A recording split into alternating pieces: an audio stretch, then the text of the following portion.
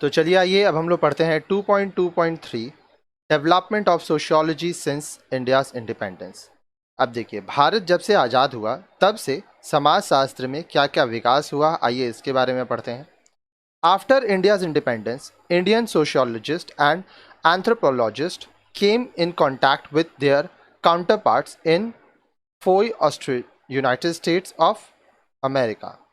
अच्छा, यहाँ पे द होगा, in the United states of America. अब देखिए, भारत की आज़ादी के बाद जो हमारे समाजशास्त्री थे और जो मानव विज्ञान के ऊपर अध्ययन करते थे, वो किसके संपर्क में आए? यूनाइटेड स्टेट्स ऑफ अमेरिका के समाजशास्त्री और मानव विज्ञानियों के संपर्क में। Earlier their academic contact was mainly with the scholars of the United Kingdom. आप देखिए, पहले उनका जो संपर्क था वो किसके संग था? यूनाइटेड किंगडम के स्कॉलर्स के साथ। Several collaborative projects of Indian and American sociologist began. अब देखिए, भारत और अमेरिका के जो समाजशास्त्री थे उन मिलकर बहुत सारे प्रोजेक्ट्स में ये लोग काम करने लगे। Publication and researches increased. अब बहुत सारे पब्लिकेशंस बढ़ गए, बहुत सारा रिसर्च होने लगा। More teaching and research positions were created, like sociology and social anthropology became university subjects, and more of their departments were opened up. अब देखिए, बहुत सारे पढ़ाने के लिए, रिसर्च करने के लिए पोजीशंस बने, ठीक है, जैसे कि सोशियोलॉजी बना, सोशल एंथ्रोपोलॉजी बना, ठीक है, यूनिवर्सिटी सब्जेक्ट्स बन गए, ये सब बहुत सारे डिपार्टमेंट्स खोले गए। In other words, there was a sharp increase in the popularity of sociology and social anthropology. दूसरे शब्दों में हम कह सकते हैं कि जब भारत और अमेरिकन जो स्कॉलर्स थे वो मिल के काम करने लगे तो सोशियोलॉजी, समाजशास्त्र और सोशल एंथ्रोपोलॉजी जो मानव जाति का विज्ञान है, सामाजिक मानव जाति का विज्ञान, इसके पॉपुलैरिटी में बहुत इंक्रीज हुआ। काफ़ी लोग इसके बारे में पढ़ने लगे, काफ़ी विकास हुआ इसको। Sociologist have engaged activity in planning and development programs. आप देखिए, जो सोशियोलॉजिस्ट थे, समाजशास्त्री थे, वो प्लानिंग और डेवलपमेंट प्रोग्राम्स करने लगे। The census organisation, the central social welfare board, the office of the scheduled caste and scheduled tribe, the tribal research institute and institution associated with the community development programs needed the expertise of sociologists and anthropologists. अब देखिए, sensor organisation बना, जो central social welfare board था, the office of scheduled caste and scheduled tribe SC/ST, the tribal research institute, institution associated with the community development program. इसके लिए expert समाजशास्त्री और मानव विज्ञान शास्त्रियों की जरूरत होने लगी। आगे देखिए, the other reason for the popularity of these subjects was the beginning of the plan development in India. अब देखिए, दूसरा कारण क्या था इन सब विषयों का पॉपुलैरिटी होने का? ये सब विषय फेमस हो गए क्योंकि भारत अब एक प्लान्ड डेवलपमेंट की तरफ बढ़ने लगा। इसलिए हम लोग कहते हैं ना, India is a developing economy. हम लोग अब प्लानिंग से आगे बढ़ने लगे। The need was not only to know about the social and economic problems of local communities, but also to suggest their probable solution. अब ज़रूरत सिर्फ ये नहीं था कि हम लोग ये देखें कि जो लोकल कम्युनिटीज़ हैं, जो समुदाय हैं, जो समाज है हमारे भारत में, उनका सामाजिक और आर्थिक प्रॉब्लम्स क्या है, क्या प्रॉब्लम्स वो लोग फेस कर रहे हैं। अब ये भी देखना जाने लगा कि सोल्यूशन क्या होगा, जो प्रॉब्लम्स है हमारे समाज में उनको ठीक कैसे किया जाएगा। With the coming of the Indian Council of Social Science Research (ICSSR) in 1969, there was a further expansion of sociology. अब देखिए, अब Indian council of social science बना, ICSSR, कब? 1969 में। इसमें सोशियोलॉजी को और बड़ा रूप मिला। अब देखिए आगे क्या बोल रहा है, एक एक करके मैं सब कुछ आपको बताऊंगा। Besides the Indian Sociological Society established in 1951 as we noted previously, the other National Forum of Sociologists, which R.N. Saxena organized in 1955, was the All India Sociological Conference. अब देखिए 1951 में इंडियन सोशियोलॉजिकल सोसाइटी की स्थापना हुई, जो कि हम लोग पहले पढ़ चुके हैं. अब एक दूसरा नेशनल फोरम बनाया गया, राष्ट्रीय फोरम बनाया गया समाज शास्त्रियों का, जो 1955 में आर.एन. सक्सेना जी द्वारा ऑर्गेनाइज किया गया और उसको क्या कहा गया, All India sociological conference. But in 1967 both these professional bodies were merged. अब 1967 में ये दोनों बॉडी, इंडियन सोशियोलॉजिकल सोसाइटी और ऑल इंडिया सोशियोलॉजिकल कॉन्फ्रेंस, इनको मर्ज कर दिया गया, मिला दिया गया. Since then this association organises an annual conference for sociologists, which is an important professional event in the country. तब से हर साल एनुअल कॉन्फ्रेंस होता है सोशियोलॉजिस्ट का, जो कि हमारे देश का एक बहुत ही महत्वपूर्ण पेशेवर इवेंट है. ठीक है, प्रोफेशनल इवेंट है. यहाँ पे अलग अलग समाज शास्त्री आते हैं और अपनी अपनी बातें रखते हैं, अपने रिसर्च रखते हैं और काफ़ी अच्छे से काम होता है. During this phase, several village studies were undertaken. अब इस दौरान बहुत सारे गांव के ऊपर अध्ययन किया गया. Several village monographs resulted from them, some of which are still of tremendous value, such as Mackim Marriott's edited volume titled Village India 1955, S.C. Dubey's study of the village in Hyderabad called Indian Village 1956 and M.N. Srinivas edited volume India's Village 1956. अब देखिए, गांव के ऊपर research किया गया तो बहुत सारे मोनोग्राफ्स लाए गए. ठीक है, और ये बहुत ही महत्वपूर्ण हुए. जैसे कि यहाँ पे दिया है, मैकिम मैरियट्स का एडिटेड वॉल्यूम बना, विलेज इंडिया 1955 में आया. S.C. दुबे का, जो वो हैदराबाद के विलेज के ऊपर अध्ययन किए थे, इंडियन विलेज में ये लिखा हुआ है, जो 1956 में पब्लिश हुआ. M.N. श्रीनिवास का जो एडिटेड वॉल्यूम है इंडियाज़ विलेज, जो कि 1956 में आया. ठीक है, तो काफ़ी रिसर्च है. ये सब किताब अगर आप पढ़ेंगे तो आपको काफ़ी जानकारी मिलेगी. Some other important works were accomplished after India's independence. अब देखिए, भारत की आज़ादी के बाद बहुत कुछ और भी महत्वपूर्ण काम किए गए. Kathleen गॉ studied a Tanjore village and described the changes that had come in it because of British rule. अब देखिए, कैथलीन गॉ एक तंजौर गांव के ऊपर अध्ययन किए और वो बताए कि जब ब्रिटिश रूल था उसके वजह से वहाँ पर क्या क्या बदलाव हुआ.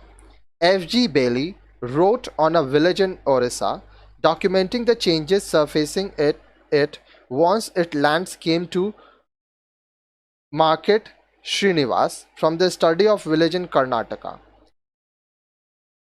gave the concept of dominant caste, the caste that controls economic resources as well as exercises decisive political dominance. अब देखिए, F.G. Bailey वो ओडिशा के एक विलेज के ऊपर, एक गांव के ऊपर लिखे, जहाँ पर वो बदलाए क्या क्या चीज़ें बदली. ठीक है, जब उसका ज़मीन श्रीनिवास बाज़ार में हुआ, मार्केट श्रीनिवास हुआ. अब श्रीनिवास के स्टडी कर्नाटका का वो स्टडी किए थे. ठीक है, वहाँ पे वो बताए डोमिनेंट कास्ट क्या होता है. अब देखिए, हमारे समाज में बहुत सारी कास्ट हैं. ठीक है, तो कुछ कुछ कास्ट अपने आप को ऊंचा मानते हैं, तो वो नीचे कास्ट वाले लोगों को दबाते हैं. वो बताया गया कि कैसे कास्ट अपने आर्थिक संसाधनों के बल पर लोगों को कंट्रोल करता है. जो अमीर वर्ग है वो गरीब को कंट्रोल करता है. साथ ही साथ किस तरह से राजनीतिक रूप में लोगों को दबाया जाता है. S.C. Dubey studied the interrelationship between planned development programs and social and cultural factors in some villages in western Uttar Pradesh.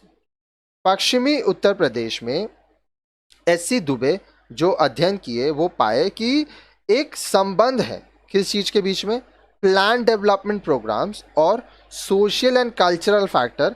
अब देखिए, कुछ कुछ जो गांव है उसमें, from the study of the village in Tamil Nadu, Andre Vattel showed the changes that had come in the ranking system. जब तमिलनाडु के किसी गांव में अध्ययन किया गया एंड्रे बेटले द्वारा, तो बताया गया कि रैंकिंग सिस्टम से क्या क्या बदलाव आया। तो अलग अलग गांव में अलग अलग स्कॉलर्स जो थे, सोशियोलॉजिस्ट थे, वो अपना अध्ययन किए, स्टडी किए। Also several Indian communities, both tribes and caste, were intensively studied. इसके साथ साथ भारत के बहुत सारे समुदाय, दोनों ही, चाहे वो ट्राइबल हो चाहे जाति वाले, कास्ट वाले हों, उनके ऊपर बहुत अध्ययन किया गया, बहुत ही ज़्यादा पढ़ाई की गई, उनके ऊपर रिसर्च किया गया। Srinivas rework the data he had collected on the Cougs in 1940s for his later book published in 1952 that proposed the concept of upward mobility in caste system, that is Sanskritisation.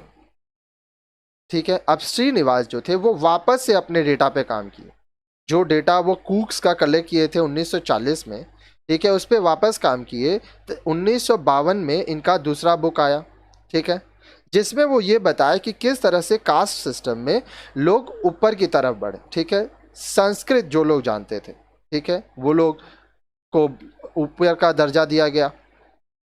Louis डमंट, a French sociologist, studied the Paramalai color of Tamil Nadu and discussed their social organization, especially their marriage system. अब देखिए, Louis डमॉन्ट जो कि एक French sociologist थे, वो तमिलनाडु के परमलाई colour के ऊपर अपना अध्ययन किए और वो बताए कि किस तरह से वहाँ पे जो समाज है उसकी संरचना है, खासकर उनकी शादियाँ किस तरह से होती हैं। किसी भी समाज के बारे में जानना है तो आप ये कोशिश करिए कि वहाँ पे शादी का फंक्शन कैसे होता है, तो आपको काफ़ी सारी चीज़ें पता चलेंगी। TN. Madan studied the nature of kinship and family of Kashmiri pandits. अब देखिए, टी.एन. मदन क्या चीज़ के ऊपर स्टडी किए? किंगशिप के ऊपर वो देखें, साथ ही साथ जो कश्मीरी पंडित थे उनके परिवारों के बारे में वो पढ़ें। Sachidananda carried out intensive studies among certain tribal groups of Bihar and Jharkhand. अब बिहार और झारखंड के कुछ जो ट्राइबल ग्रुप्स थे उनके ऊपर जो गहरा अध्ययन किया गया वो सचिदानंद जी द्वारा किया गया। सचिदानंद द्वारा। The impact of industrialisation on the सैंथल्स was the focus of मैर्टिन ओरांस work. अब देखिए, सैंथल्स के ऊपर जो औद्योगिकीकरण, इंडस्ट्रियलाइजेशन का प्रभाव पड़ा, वो किसके काम से पता चलता है? मैर्टिन ओरांस के काम से, उनके स्टडी से। A.M. Shah studied the dynamics of family and house hold in a village in Gujarat. Gujarat के एक गांव में परिवार कैसा है, परिवार में लोग किस तरह से रहते हैं, उसका नियम, संस्कार, अनुशासन, ये सब चीज़ के ऊपर A.M. शाह जी स्टडी किए। तो आप देख पा रहे होंगे अलग अलग क्षेत्र में अलग अलग सोशियोलॉजिस्ट काम किए और वो अपना अध्ययन दिए। Besides contributing to empirical study of Indian society, Indian sociologists have also arrived at important theoretical insights from their work. अब देखिए, जो भारतीय समाज के ऊपर अध्ययन किया गया जिसका सबूत भी मिलता है, तो इसमें बहुत योगदान रहा भारतीय समाज शास्त्रियों का। ठीक है, और इससे बहुत सारे चीज़ें हम लोग को पता चलती हैं कि वो लोग क्या क्या काम किए। We noted earlier that from क्रुग study Srinivas give the concept of Sanskritisation. हम लोग आगे देखे थे कि श्रीनिवास जब क्रुग के ऊपर अध्ययन किए थे तब वो संस्कृताइजेशन के ऊपर, संस्कृत जो कि एक भाषा है उसके ऊपर ये अपना रिसर्च बताए थे। Another work of theoretical significance was of Dumont, who is in his book called Homo Hierarchus, discussed the basic principle and characteristics of the caste system. अब देखिए, एक और हम लोग को थ्योरेटिकल सिग्निफिकेंस मिलता है, ठीक है, थ्योरी मिलता है, लिखित मिलता है ड्यूमॉन्ट का, जो अपने बुक होमो हायरार्कियस में लिखे हैं कि भारत में जो कास्ट सिस्टम है उसकी सिद्धांत क्या क्या हैं, उसकी विशेषताएं क्या क्या हैं, और भारत में आज भी लोग अपने कास्ट को लेके बहुत सेंसिटिव हैं। He also started one of the leading journals in sociology, Contribution to Indian Sociology. इसके साथ साथ वो एक अपना जर्नल स्टार्ट किए, ठीक है, समाजशास्त्र के ऊपर, जिसको कंट्रीब्यूशन टू इंडियन सोशियोलॉजी नाम से जाना जाता है. Several Indian sociologists examined in theoretical terms as the interaction of the Indian tradition with modernity. Example, the analysis is done by Yogendra Singh in his book on modernization of Indian tradition. अब बहुत सारे जो भारतीय समाजशास्त्री थे वो ये देखे कि भारत का जो ट्रेडिशन है, जो परंपरा है, वो मॉडर्न होता जा रहा है, उसके संग क्या क्या बदलाव हो रहा है. और योगेंद्र सिंह जो अपना एनालिसिस किए थे वो अपने किताब मॉडर्नाइजेशन ऑफ इंडियन ट्रेडिशन में काफ़ी जानकारी दी है. क्योंकि देखिए, जो भी ट्रेडिशन था वो वक्त के साथ बदलता गया. In the last decade there has been an increase in studies dealing with the issues of ethnicity, gender, violence, development, stratification etcetera. अब देखिए, जो अंतिम दशक था उसमें बहुत ज़्यादा अध्ययन किया गया. क्या चीज़ के ऊपर? Ethnicity, gender, violence, development, stratification, इन सब मुद्दों पर. With all this, Indian sociology and anthropology have been able to make a mark at the international level. अब इस सब के साथ भारत का जो समाजशास्त्र है, जो मानव विज्ञान है, वो अंतर्राष्ट्रीय स्तर पर अपना छवि छोड़ा और आज भारत के ऊपर काफ़ी अध्ययन किया जाता है. तो इस तरह से ये चैप्टर हमारा कंप्लीट होता है. अब आप नेक्स्ट चैप्टर को पढ़िए, उसमें भी आपको काफ़ी जानकारी मिलेगी.